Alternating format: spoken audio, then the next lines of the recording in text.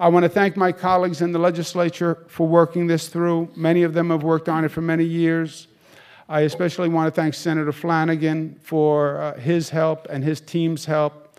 These issues were very much Long Island issues and specific to Long Island, and many of them involved his district, so his team was really top shelf in putting this together.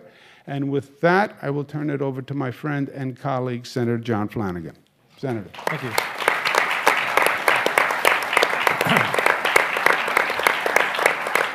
Thank you very much, and good morning, everyone. And Governor, I have a few thoughts that are tied to what we're talking about, which is going to make Ken LaValle smile.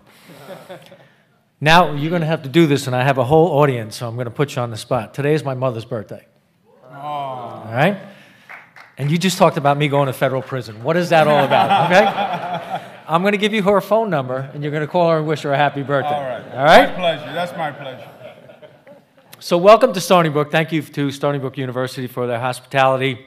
I also see the president of Suffolk Community College here, Dr. McKay, a great ally in public higher education. So I was thinking about coming over here today, and I want to dovetail on a couple of things that the governor talked about.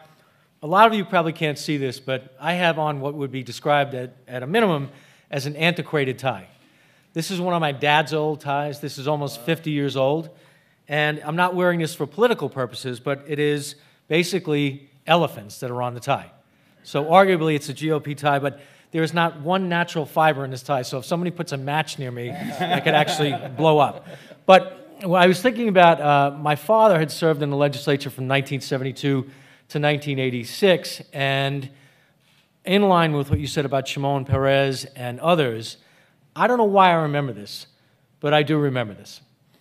My father talked about water, and he talked about the United States of America, but he also talked about the Northeast in our country in particular, and New York and Long Island, that, and this is 40, 50 years ago, that water was going to be an incredibly significant issue. And we're blessed. We're blessed, because here on Long Island, throughout the state of New York, when you have those taste tests, a lot of times we win. We have great water.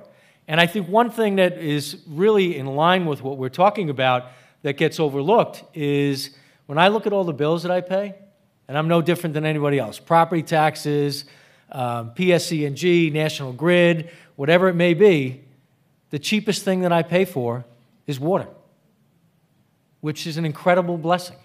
The availability, and it's like that. I get my water through Suffolk County Water Authority. There's a lot of other local water districts, but I know how lucky we are and how blessed we are, and the governor knows this quite well, representing the entire state. In the city of New York, there are growing issues about the cost of water and the quality as well. So that's something that we need to be mindful of. But I want to just speak to a couple of different issues. The governor did an excellent job, as always, outlining what's important and, frankly, why we're here. There are two gentlemen that I want to highlight who are sitting in the audience, and both of them are colleagues of mine in the Senate. Senator Marcellino chaired the Environmental Conservation Committee for approximately 15 years, I believe.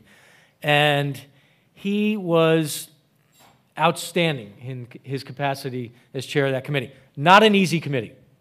Not an easy committee to chair. But he did yeoman-like work in so many different areas, including things like brownfields, working with this administration and prior administrations, and being a leader to address some of the issues that the governor has spoken to quite directly. So I want to thank him for his continued leadership, not only in the work that he did, but in being a staunch advocate for the increases in the EPF, and the governor deserves major props for going to $300 million. I'm pretty sure we're not going to have an argument within the legislature as to whether or not we agree on that. Everyone? Yep. And the other gentleman is the senior member of our delegation in our conference, and that's Ken LaValle. And we are at Stony Brook University, which happens to be in the 2nd Senate District, but in this respect, everybody gets a twofer. You get Ken LaValle as chair of higher ed, and you get me as a local representative, of course, along with Assemblyman Engelbright. Ken has been an incredible supporter of the university, not only in terms of everything going on, but the research in particular. And he has always reminded me, aptly so, 1st District first. care about your own district first, be parochial, protect the interests of the people that you represent. And he has, in many respects, as many of you know, a district that is more like many of our upstate colleagues' districts than it is, say, some of our colleagues in Nassau County. So when I think of the work that Ken LaValle has done, I think of things like the Pine Barrens, right? Think of all the time, energy, and effort that went into issues like that. I see a lot of smiling faces who have worked on those, and Ken has been a vanguard and a protector, and frankly, he was well involved before a lot of different people. So we are very fortunate, and I'll come to my other colleague in the Assembly fairly quickly, but we are actually very fortunate to have competent, quality, talented people who have been invested in these issues for quite some time. So what I want to just touch on is, said stuff about the EPF, but the governor has taken a strong leadership role. And there's a lot of discussion, but one of the things that he drives us crazy periodically doing this, but there are occasions where it has a true upside. When you see that there's a real problem, you don't wait. You act.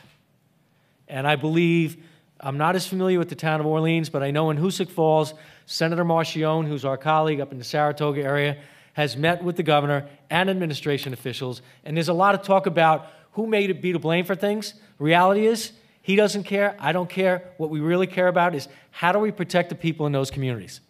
How do we make sure that bottled water is something that's fanciful, that you can buy on a whim, not that you have to do as, you know, the way to sustain your life every day?